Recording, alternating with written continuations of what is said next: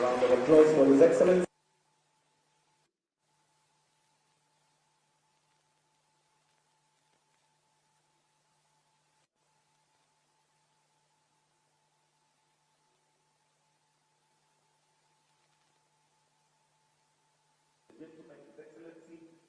Take a few questions as we now progress with the next few minutes. Carol, you can take the stage and proceed with your questions. Carol. Thank you, Excellency. I think you've said everything that we needed to hear. I know we really wanted to have a panel earlier, but we know because of interest of time, you want to do the panel. No, there was the hour-longer panel with the older members of KEPSA and a few others. Then your team says because you have another engagement that we cut that down. But I think some of what has been said, especially by Governor Nyong'o, has covered a lot of what the past chairs would have said. And so thank you very much. I know that we had also a few partners from TMA and Nation Media who also needed to say what the journey has been working with us. And it would have been really good for you to hear all that. But we know, as we said, this is the launch of our celebrations. We have the whole 2025, and we'll continue to do different events, different activities, and within that, we'll have some of these conversations that we hope to have had this evening. But in the interest of time, we had asked you members to send us questions, and some of you complied and sent us, and we sent them to His Excellency. And there are a few that I'm going to ask. And if His Excellency has maybe a few more minutes and he wants to ask from the audience, then I'll allow him to do that. But let me say this, and many do not know. Of those seated here, the longest serving public official or government official who's worked with KEPSA is actually His Excellency right here. And I'll tell you when we started. During the coalition government, when we had, he was the minister, and I've told him this before, the first call I ever got from a minister during those times, and you remember it was the landlines, it was from him. And after that, he was the deputy president, who worked with him, and now he's the president. You know, so of the serving government officials here today, I think you really take the cup. And so for you to honor us and come for this celebration, we don't take it lightly, because you know us very well. You know the journey we have walked and the things we've worked together that was said earlier. But as we go forward and we're looking at 2025, and you've said some of the things we're going to work, and I'm so excited that the roundtables will be quarterly, you know, and we will surely bring everyone. And where we have challenges, we will come to you, and I know you will resolve them. As we look forward, we've had the story of our history. And I think Governor Nyong'o captured it very well. But we are looking forward. And we are thinking, okay, so what does the business look like? There's a lot of turmoil globally, geopolitical politics. You know, we've seen different things happening in Europe, in the US. Right now, I think we're seeing even in Asia, some of the turmoil. So business is going through a lot of challenges. Business in Kenya, and I've said this to them very many times, that you're the most resilient business I know when I engage with businesses globally. You know, you work hard within very tough times, COVID, drought, and name it, and you've done well. But as we go forward, there's some of the things that the business wanted to hear. You know, and I know you've had this even from the public, the tax burden. And you have proposed some of the reliefs that you're looking to ease the tax burden, especially for business to thrive. And I know this must have come from our SME especially. And maybe briefly, the President, you'd tell us, what are you looking at in terms of alleviating some of this burden so that we can grow even bigger and more businesses in this country? Thank you very much.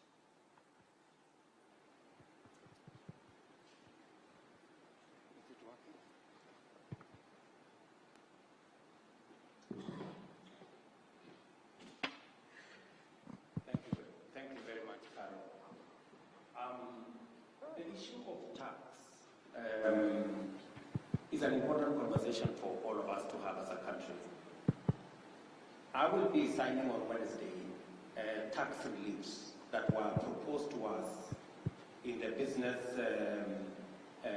amendment bill that is now on its way to my desk.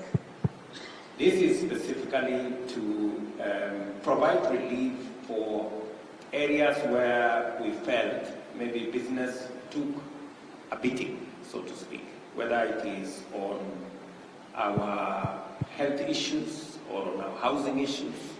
Now, the people who are paying more because they earn more, they are going to have a relief, to enjoy a relief, which means we can take off some of the burden from them.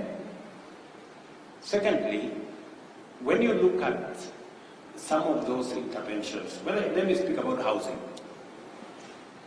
I mean, the business community should be looking at what is housing doing. Housing means we do more steel. The steel companies should be looking at opportunity.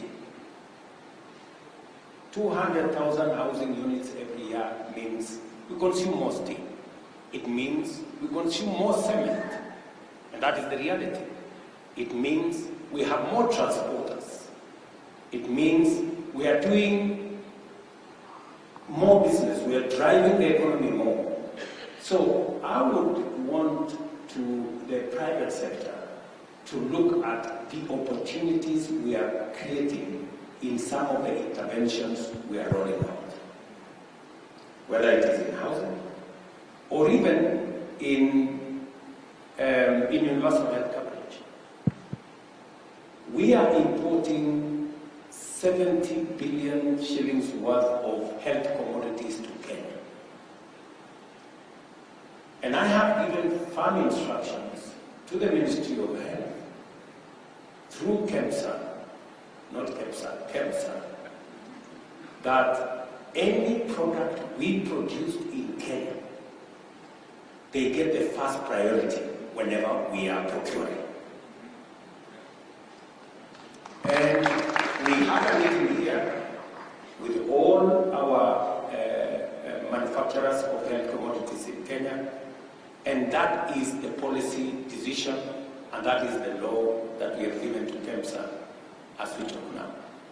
So, as we robustly invest in the health of our people, there is opportunities being created in health commodities. There is opportunities being created in other sectors. These are areas where we need to look at. Even as we provide relief for those who are contributing, we must also look on the flip side and look at the opportunities that these interventions bring. And I expect the private sector to take those opportunities, pick them up, and drive into investment and into opportunities for growing our economy. Let me also say the following, that the whole sector. Is there a problem with the mic? Maybe I can borrow yours. Let me borrow yours. The whole space around how are we spending our taxes? Are we being responsible about how we spend our taxes?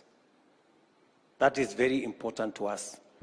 We are putting some of these investments in areas that are of necessity. Our education system was collapsing. We've had to enhance the budget to our education system because 23 of our 40 public universities were at the verge of bankruptcy. We had a shortage of 110,000 teachers. We were staring at a whole competence-based education system that was not adding up. We've had to put some money in the social sector. You understand how important that is, so that we can continuously generate the human capital that is useful to your companies and useful to our country. We have also had to look at areas of how we service our debt, many people had given up on Kenya, and many people thought Kenya was going to go the route of other countries and that we were headed to a default. We've made sure that we have not only avoided a default, we are actually taking a new trajectory. Today, because of some of the interventions we have put in place, our inflation has significantly come down from 9.6 to 2.8. Our exchange rate has stabilized, and our interest rates are beginning to come down. You all know the central bank brought down the CBR by 75 basis points this month. Now we are at 11.25. So progressively, we are creating an environment where the private sector can have access to one of the most important things Betty said, that is access to capital. The more we crowd out by excessive borrowing by government, the more we create a situation where the private sector cannot access credit. Let me also say this finally.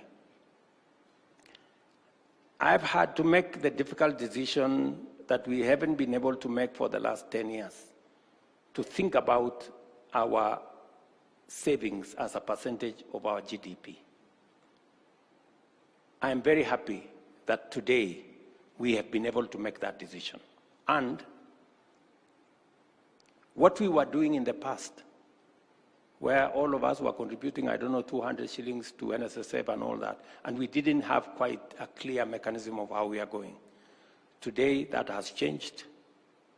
We are now moving in a different trajectory, and we are creating a bigger pool of patient capital, of patient money, that now can progressively be available for us to manage our borrowing, our interest rate regime, and I'm sure going into the future, in the next couple of years, we will be in a better place than where we are today. But we've had to make those decisions now. And I decided that I am the guy who is going to make those decisions, however difficult they are. Thank you. Thank you very much. You've actually answered two questions in one, which you've done very well. And I think that was a big question because private sector is really struggling with credit, and our banks are doing very well. We are very excited about that, but we felt that how do we minimize that gap? Then there was a question again on ICT, which we've done very well again as a digital economy, and it's an area that we are pushing. And even as KEPSA, we are actually incubating the BPO sector right now, so that the BPO the whole sector, all those associations and all the members can come together as an association, and we're helping incubate them so that they can grow. But the SMEs feel that they're not understanding what the plans are, especially for emerging tech startups. We're starting to see taxations on digital products, and the tech startups are wondering, then how will we emerge? How will we become the Microsofts of today with this kind of environment? And so the question is, how do we protect the tech startups as we grow our digital economy? The tech space is a very important space to us. In fact, it is one space that I have really worked hard to make sure that the creative economy is built and is monetized. Many young people in that space did not have access to the monetization instruments. I had to negotiate with TikTok. I had to negotiate with Facebook. And today, Kenya is among the 4 countries where creatives in that space can actually be paid or can monetize that space. And the monetization of that space, some of those people in that space today earn 1 million shillings. You know that? I do. So the question we ask them is, a person earning 20,000 in Kenya or 30,000 pays tax. If you earn $1 million shillings, isn't it just correct that you contribute something to the tax kitty? And especially when we have enabled you to achieve that. I think that makes sense. At least to me, makes sense. Because, and we have put enough threshold so that we don't tax the small guys. Number two, we now have a startup bill in Parliament that will now provide a whole legislative framework for the growth of our startups. And in fact, the Kenya Innovation Agency is spearheading that effort. And to be able to give it impetus, that Kenya Innovation Agency was lost somewhere between the Ministry of Youth, the Ministry of ICT, because it had too many things it was doing. I decided last month that I will incubate that Kenya Innovation Agency in my office so that we can work better and provide an environment for the ICT ecosystem, starting with a startup bill, a startup fund, so that we can grow our small innovators into the M-Pesas, into the Microsofts of this world. So that is the space we are working on.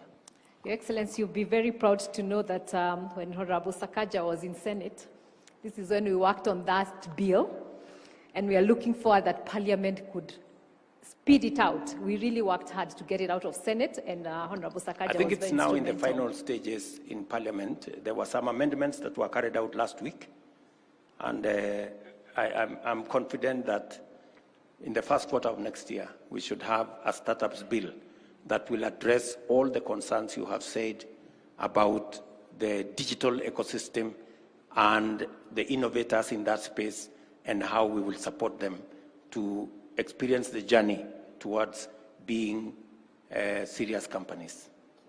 That would be excellent. And my final question, in the interest of time, we're looking at the global environment, the changing global environment, and one of the sectors that is affected a lot when the supply chains are affected by wars and all other logistics is the manufacturing.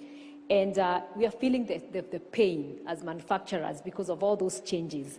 And I'm just wondering, thinking about the people who ask this question, what are we doing as government, and how could we work together with you much closer to really address some of the pains that the manufacturing sector is feeling with all the changes that are happening globally and also locally, and especially with our regulatory environment, which has always been a challenge. I'm so glad to hear about with the KRA and the issue of VAT, but there's a lot of regulatory issues that are really affecting the manufacturers today. And if we are going to move our manufacturing from 7% to the 15% as envisioned in Vision 2030, something has to change drastically. I agree. Something has to change drastically. And it has to start with the manufacturers themselves. I'm sorry to say this. We must change the way we view manufacturing. Manufacturing cannot be importing everything from somewhere and then coming to paint it here and call it manufacture. Surely, that cannot be. There is a statement that was said by Betty, your chairman. He said, we have 5 containers. For every 5 containers that come from abroad, only one goes back with manufactured goods. That means, I don't know whether Kenya Association of Manufacturers or we register Kenya Association of Importers. Because we seem to be doing more importing than manufacturing. So we actually need to have a conversation on the subject of manufacturing. You know, I was very surprised that when we put a tariff on importation of clinker, there was a complaint by so many people. And then you ask yourself, I mean, surely, Do we need to continue importing clinker when we can manufacture clinker in Kenya? President Trump has promised to put tariffs to support American manufacturing. Every country protects their manufacturing space. I was very surprised when we said, why do we have to continue importing sanitary pads? You know, it's a very delicate subject to discuss. When we can manufacture sanitary pads here in Kenya, surely. And the biggest people who are complaining, I don't know, let me not say who are complaining. I did expect our manufacturing entities to say, protect our manufacturing so that, and we are not protecting inefficiency. We are giving them space to grow, and they must be competitive. And we are not closing down, we are not providing incentives for one company or two or three. It must be, there must be enough companies to compete so that we also get good quality products. So, Caro, if there is one thing we must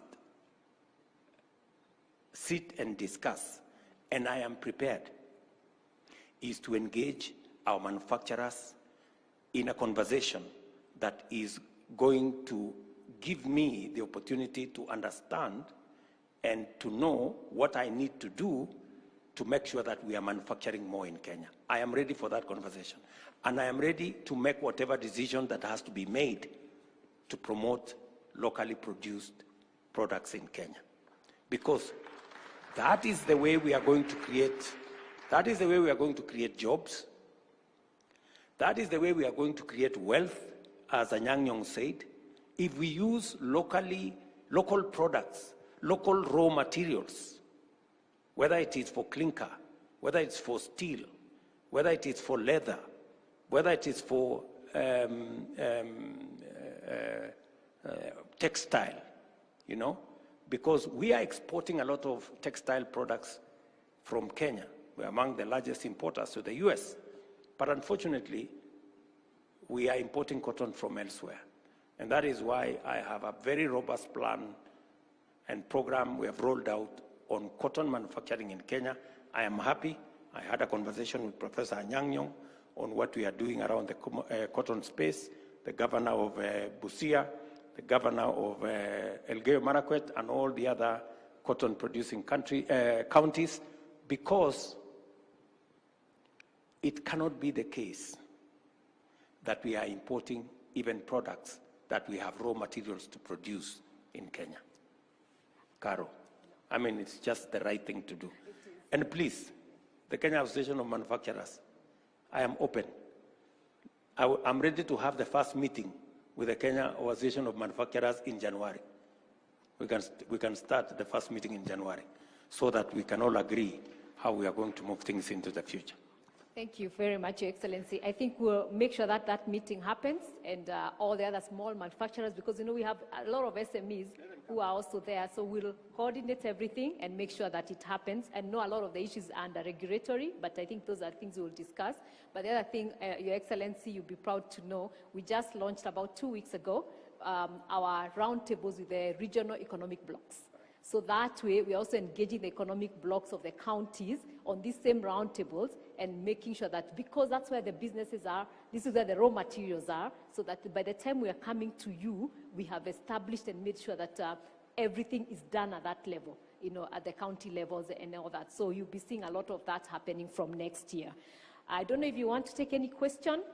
I can take one or two. One or two questions? Okay. There is a lady there. Maybe, and Derek will take one gentleman.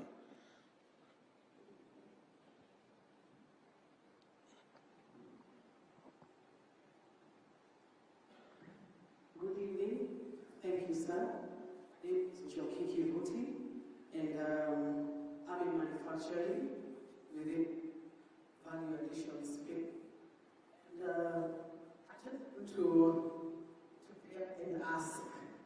I have gone to several establishments, and this is just a personal thing. You know, when you see the king, you ask the king for something. And I have gone and I have dropped my locally manufactured products at Western Hotel.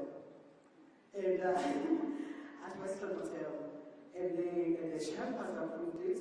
However, I have not yet received, because whatever it is that I have been able to give, the chef has said yes, but the bureaucracy sometimes within the system can be very discouraging, because here we are talking about promoting local products, promoting local manufacturers, but yet when we go to the ground, people within the offices, they become stumbling blocks in order for us to be able to, to penetrate.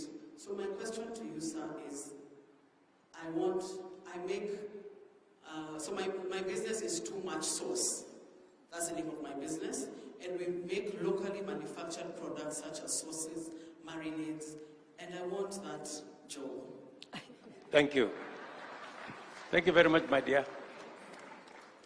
That question actually should be answered by Carol. Because the establishment you have said is private sector.